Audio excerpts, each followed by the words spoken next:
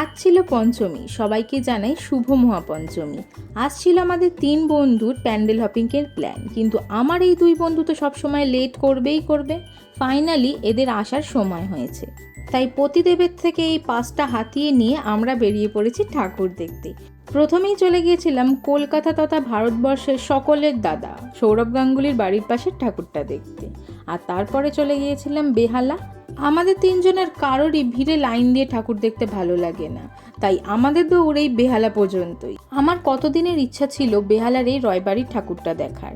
Finally এবছর সেটা গিয়ে পূরণ হলো। আর ভিতরে গিয়ে দেখছি জুলির মাথাটা দেয়ালে কেন আটকানো। ও সরি, এটা তো জুলির মাথা নয়। জোকস অ্যাপার্ট, কোনো প্যান্ডেলে আজকে তেমন ভিড় ছিল না, তাই পাসও লাগেনি, লেগেছিল শুধু নতুন দলে।